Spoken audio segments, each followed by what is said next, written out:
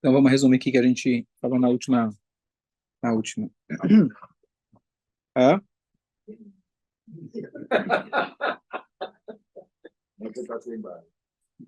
Vamos lá. Nos últimos capítulos a gente estava vendo que Avshalom, um dos filhos de Davi Amelech, ele se rebelou contra o pai, se declarou como rei em vida do pai, e ele vai tomar das piores atitudes que um ser humano pode ter, que um animal pode ter. E Davi Amelech se viu obrigado a fugir de Jerusalém. Se ele ficasse lá, teria uma guerra civil. Ele queria poupar os seus cidadãos e aqueles que estavam do seu lado. E ele entendeu que se ele se declarou rei, logo ele ia, se eu sou rei, meu pai não é mais o rei. Ele ia ameaçar ele. E ele então pega as suas esposas e ele vai embora. Ele deixa lá as suas concubinas, foi um erro grave da parte dele. E ainda o conselheiro dele, Hitofel, que era o homem que tinha quase que uma inspiração divina, o que ele falava realmente acontecia, ele mudou de time. Mudou de time. Ele nunca foi uma boa pinta e ele mudou de time. Isso preocupou o Davi, porque ele sabia que se o filho dele ouvisse os conselhos desse Ahitofel, ia ser complicado. Mataria o pai? É? Poderia até matar o rei. Poderia, poderia. Para você ver o que ele fez, vamos ver. E aí, Hashem, então ele pede para Hashem para que quando Ahitofel dê os seus conselhos, eles caiam em ouvidos surdos. Não pediu para Deus tirar dele a sabedoria, mas sim para que ele disser que o filho não escute o conselho dele. E assim, de fato vai acontecer no final da história.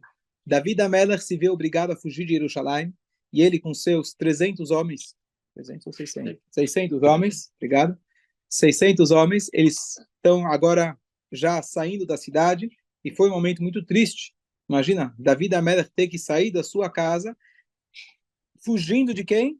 Do seu próprio filho. Mas ele entendeu que isso era mais uma consequência da sua atitude lá atrás com Bathsheba, e ele entendeu, aceitou isso com alegria, e inclusive tem o terceiro capítulo de Salmos, que ele fala, Mismor de David, mi bevarcho mipnei Avshalom benoi, um cântico para Deus, quando Davi estava fugindo do seu filho Avshalom.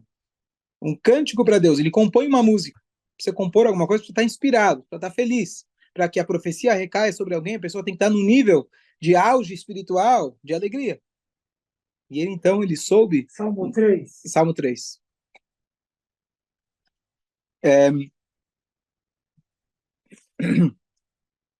Pudei alguma coisa? Acho que foi isso. Bom, David, então, agora, ele está fugindo de Jerusalém, e ele está acompanhado, ele levou consigo o Arona Kodesh, a arca sagrada, que estava em Jerusalém, estava perto dele. Ele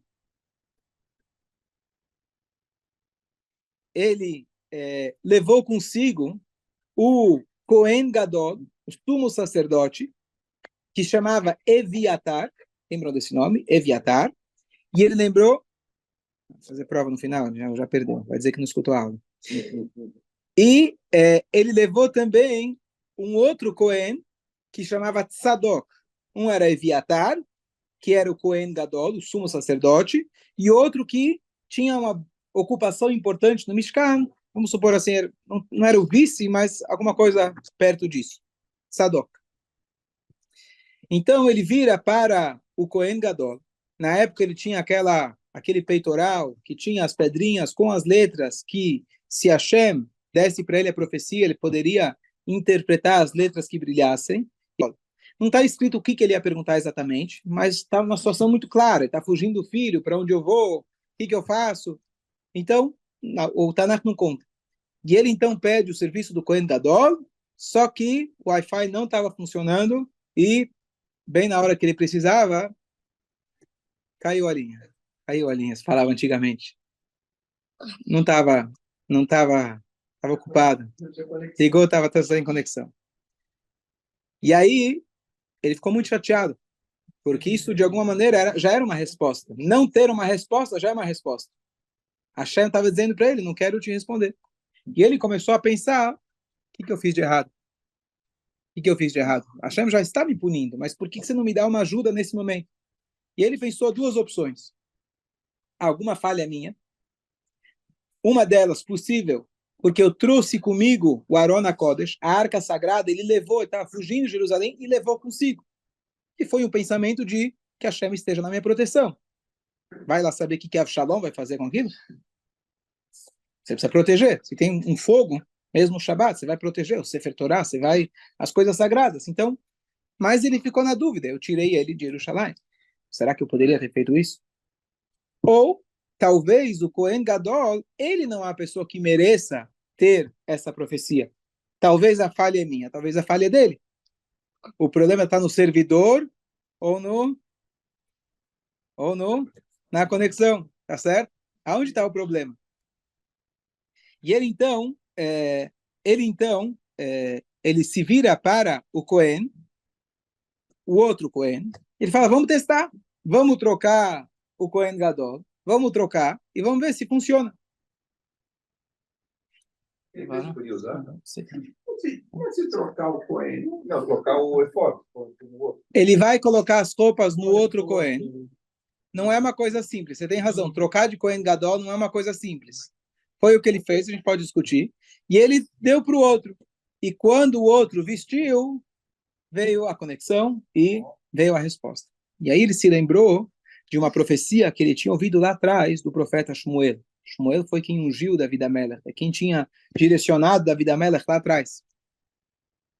E ele se lembrou que o atual Cohen Gadol, ele tinha uma ascendência, avós que não eram bons. Quem eram eles? Os filhos de Eli. Eli era o profeta lá de Shiló. Os filhos dele, filhos do profeta, quando faziam sacrifício para as pessoas, passavam a mão, tomavam para eles, e Deus deu uma clalá, uma maldição para eles, que todos os seus descendentes iriam viver pouco e iriam sofrer as consequências. Inclusive, o Talmud traz que pessoas que eram descendentes deles, alguns sábios, conseguiram viver porque estudaram muito a Torá. Então, a Torá protegeu. Caso contrário, gerações depois, dezenas de gerações depois, eles ainda iam sofrer as consequências. Então, esse Cohen, que se chamava Aviatar, era descendente daqueles dois filhos de Eli, descendente de Eli. Ele tinha essa maldição. Então, a posição de Cohen Gadol dele tinha expirado. Terminou. Por que ele mereceu esse tempo? Provavelmente por ele ter apoiado o rei Davi, ter ajudado o rei Davi, estar do lado dele, independente de quem está ganhando. Então ele ganhou o mérito. Mas agora terminou e agora tem que passar a bola para o próximo. Vamos lá. Então, antes da gente continuar, é o seguinte. Você tem aqui um aparelho, vamos chamar de um aparelho. Esse aparelho é infalível. É a máquina de conversar com Deus. Você coloca lá no computador tua pergunta, vem lá a inteligência não artificial, divina, espiritual, e te responde. Bom, você chega um dia lá, você aperta lá os botões e o negócio e a máquina não funciona. Antigamente, pelo menos o meu antigamente, você tinha a televisão, você dava uns tapas e às vezes voltava, é ou não é? Tá certo? Acho que hoje não funciona com celulares, não sei. Acho que não tem o mesmo método. Então, quando a máquina não funciona, você acha, bom, o que aconteceu com essa máquina? O que está errado? Quando a gente faz uma reza, e às vezes parece que Deus não está respondendo. Aí você vai, eventualmente, dizer, Sidur, oh Deus, não está me ouvindo? E você às vezes fica, talvez, com raiva. O que David Amelech fez? Ele falou, peraí, se não está funcionando, o problema não é na máquina. A máquina está funcionando. Deus está aí. Algum problema está em mim. Eu não estou, eu não estou pronto, ou o Cohen, não estamos prontos para receber a brachá de Hashem. E é assim que a gente sempre tem que pensar. Se Hashem não mandou a brachá, é porque eu ainda não sou merecedor ou não estou pronto para receber aquela brachá. A gente tem que olhar para dentro. E não culpar a máquina. A máquina funciona. O Sidur funciona, a Tefilá funciona. Você talvez expirou já. Você já precisa se recarregar suas energias. Acho que é uma mensagem importante dessa passagem. Só um pensamento, falando sobre merecimento. Às vezes a pessoa até merece. mas ela não está pronta para aquilo. Então, por exemplo, a pessoa sempre falava, ganha na loteria. Você não merece? Já fiz tanta mitzvah. Se cada mitzvah que eu faço tem um valor que você diz que é infinito, já deve uns milhões a mais, não vai fazer mal para Deus. A pergunta é se você está pronto. Você está pronto para lidar quando você ganhar esse dinheiro, por exemplo? Você vai saber lidar com isso? Eu vi a mesma explicação em relação a Mashiach. Méritos para Mashiach a gente já tem sobrando. Quantas pessoas já não entregaram suas vidas ao longo das gerações para Deus, mitzvot? Já temos, já deu. A pergunta é se a gente está pronto. Você está pronto para abrir mão das tuas coisinhas, do teu ego? Eu te mando Mashiach. Você vai saber aceitar ele? É isso que a gente está fazendo agora. Então as brachot de Hashem estão aí, estão prontas para vir. A brachá nunca falha. Às vezes a gente falha. Mas David Amelech decidiu a partir de então que ele ia mandar de volta o Mishkal, o Arona Kodesh, ele ia mandar de volta. Ele decidiu que ele estava sentindo que isso não seria o ideal. Então só aqui trazer uma halakha importante. Se uma pessoa, Deus nos livre, está de luto, vai passar uma semana na casa fazendo as rezas. Segunda e quinta tem Torá. Eu posso pegar uma Torá emprestada da sinagoga e levar para casa da pessoa? Vai ter um final de semana, um Shabat, vamos passar um Shabat numa fazenda, num hotel. Vai, minha. Eu posso tirar. Boa, então vamos lá. Então, eu posso pegar uma Torá emprestada e levar? Então, não é uma coisa simples. É um tema de debate na Halakha e cada caso tem que ser consultado. Quais são os critérios genéricos? Não vou falar aqui uma resposta definitiva, mas para você transportar uma Torá, vamos pegar um exemplo. Tem um senhor de idade, está lá no lar dos velhos. Tem um evento familiar. É um evento importante o suficiente para você deslocar ele, tirar ele de lá, trazer o transporte. É um deslocamento importante. Quando a gente fala de uma Torá, só usando com um paralelo, usar uma Torá, ela está confortável no lugar dela. Ela tem a santidade dela. Você não pode pegar e começar a levar ela por aí. Então, para você tirar, tem que ter um motivo forte o suficiente e respeitoso que ela possa sair. Então, uma dica geral é que tenha pelo menos 3 leituras. Então, na casa de um Shivá, Deus nos livre, não tem, é só segunda e quinta, não dá. Teria que ter segunda, quinta e segunda, normalmente não dá. Se tem Rosh Chodesh no meio, então vamos supor, domingo, segunda, quarta, quinta e sexta, por exemplo, sexta é Rosh Chodesh, então, não. Você tem segunda, segunda, quarta e quinta, por exemplo, segunda, quarta e quinta, quarta é Rosh Chodesh, então você vai ter 3 leituras. É possível de se fazer. E a outra condição é de ter um lugar apropriado de colocar aquela Torá. Você tem que colocar a Torá num lugar. Você pode até improvisar um lugar, mas coloca um armário bonito, aqui vai ficar a Torá. Você não pode simplesmente deixar a Torá, mesmo que coberta, você tem que colocar um lugar específico. Tem situações, opiniões, que se você colocar num lugar respeitoso já é suficiente, não precisaria das 3 leituras. Então, cada caso tem que ser consultado se a necessidade realmente é forte o suficiente para você deslocar um Sefer Torah. Então, o que o David Amelech fez aqui, fez ele repensar. Eu estou saindo com 600 pessoas, eu sou o rei de Israel. Ele tinha motivo forte o suficiente e, além disso, ele queria isso com uma proteção para ele. Se eu estou com a Arona Kodesh, nada de mal vai acontecer comigo.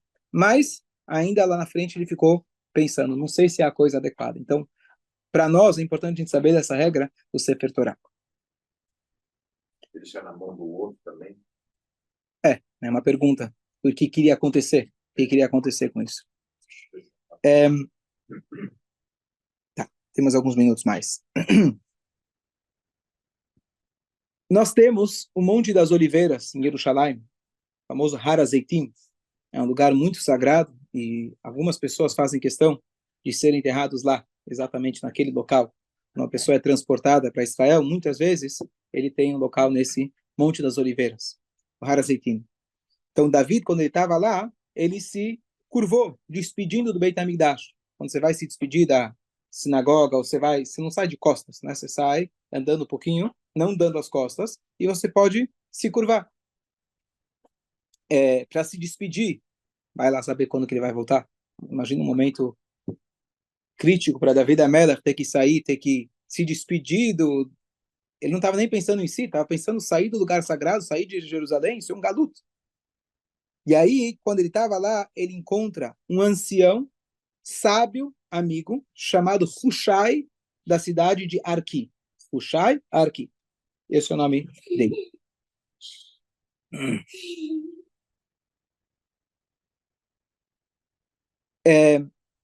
E ele vê esse Hushai fazendo sinais de luto.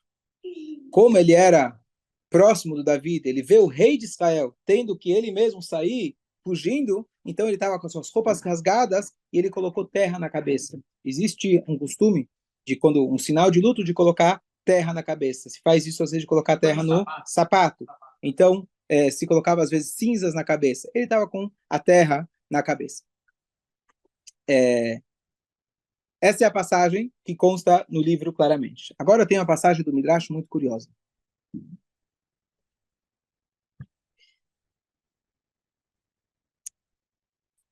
O Midrash conta que aqui teve uma passagem um pouco difícil da gente entender. Foi o seguinte: Davi Amelech, ele estava prestes a sair de Jerusalém, e naquela hora ele estava com vontade de se curvar para uma idolatria.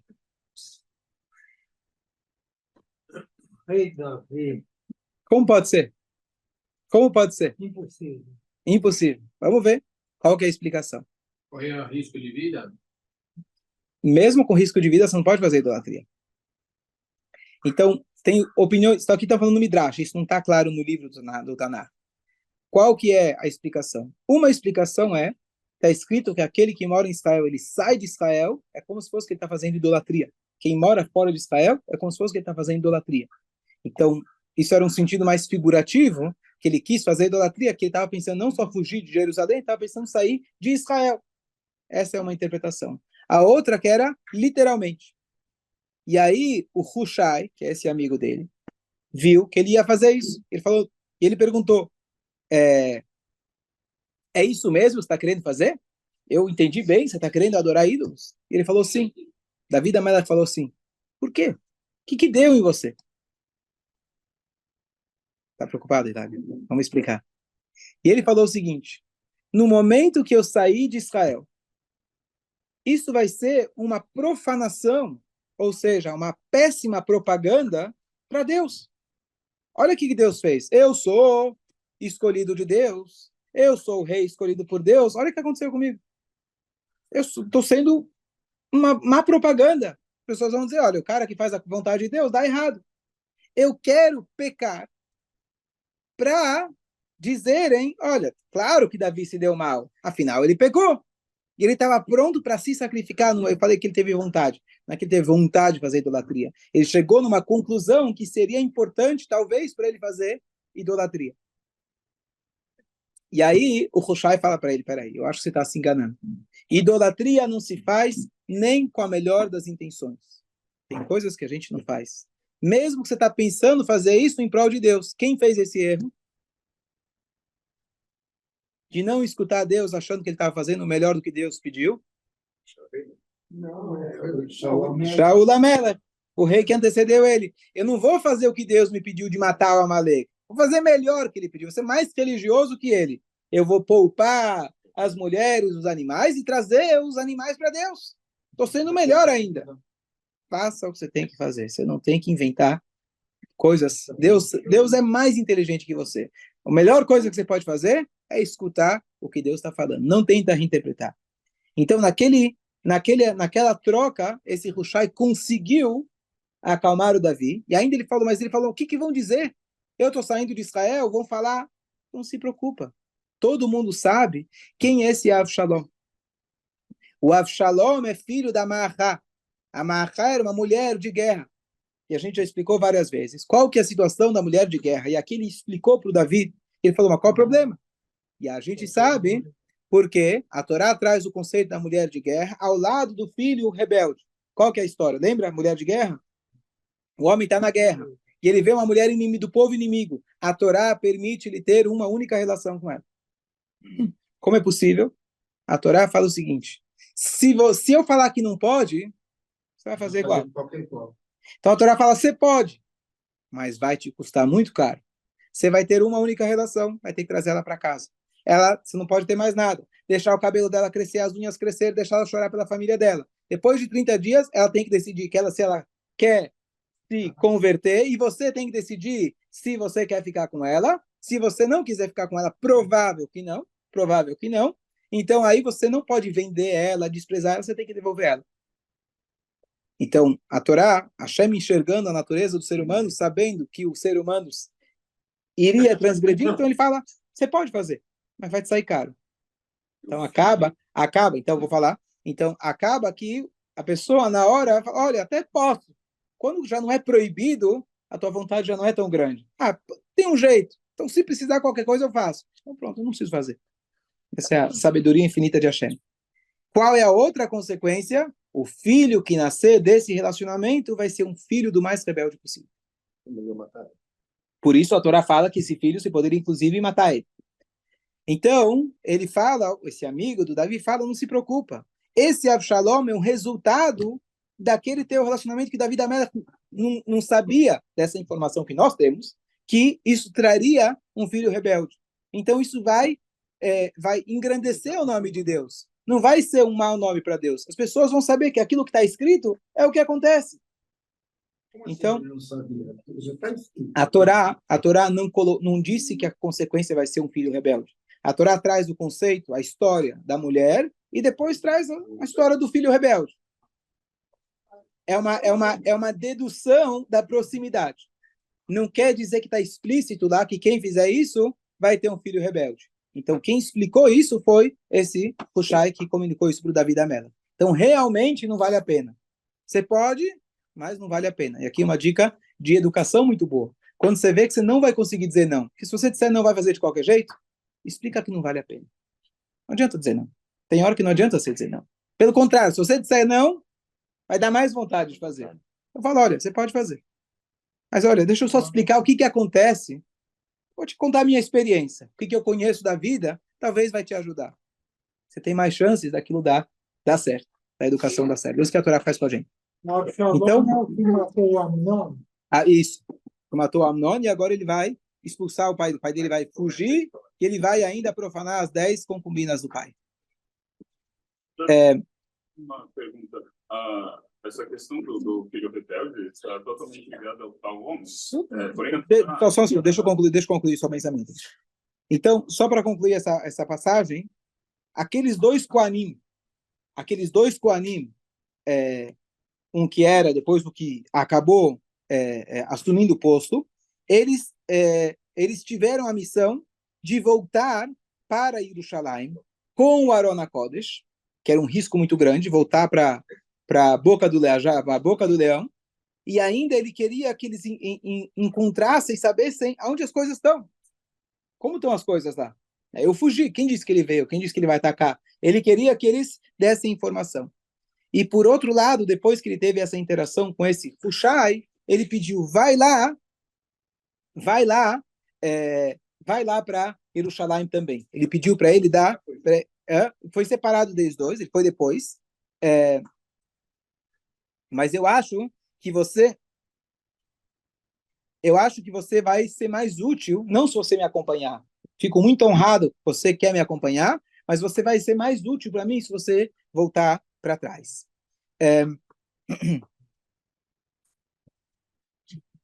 E para aqueles dois, eles precisavam só estar por lá. Para ele pediu para ele entrar no palácio e ver exatamente o que estava acontecendo, e ele ia passar a informação para os outros dois, e os outros dois iam ser os portadores, iam trazer de volta a informação. O que a gente vê dessa última interação de Davi com o amigo dele? Então, até o maior dos maiores pode acabar se enganando. Baruch Hashem, tendo bons amigos, é importante que eles podem te apontar onde estão os seus pontos cegos. Ele estava querendo fazer isso com a melhor das intenções, mas nunca a tua melhor intenção vai ser melhor do que a intenção de Hashem. Fazer o que Hashem quer da gente é o que melhor mais vai engrandecer o nome dele. Não tenta ser o advogado de Deus discordando com as leis dele. Faça o que ele quer de você. Abraão Avinu pegou o filho dele, e se ele matasse o filho dele, não ia ter continuidade para o judaísmo. Ele poderia falar, Deus, sabe o quê? Você me deu 9 testes. Eu passei. Esse último, tirei 9 na prova. Tá ruim? Fala a verdade, 9. Seria bom. Nunca tirei 9. Então, imagina como seria. E aí ele fala, Deus, olha, estou fazendo isso por você. Você mandou eu matar meu filho, mas se eu matar, as pessoas vão falar que eu sou idólatra. Uma prática idólatra, matar o filho, na época. E se Yitzhak morrer, quem vai continuar o monoteísmo? Deus, por você. Não vale a pena. Se eu matar ele, quem vai continuar? Então, sabe o quê? Agradeço a oferta, foi interessante, mas acho que hoje eu vou passar. Hoje não. Hoje não. Ou poderia enrolar para ir até lá. Abraão Avinu, ele sabia o que Deus mandou, o que tinha que ser feito. Essa é a ordem do dia, é isso que a Hashem mandou fazer, por mais ilógico e irracional que possa parecer. Depois que a gente conhece o final da história, fica fácil. Mas quem estava lá na hora, era muito complicado. Tem que ser a frase, manda quem pode e obedece quem tem juízo. Então vai lá para casa que a esposa está esperando. Boa noite. Ela mesma? Sim, a gente falou outro dia. Sim.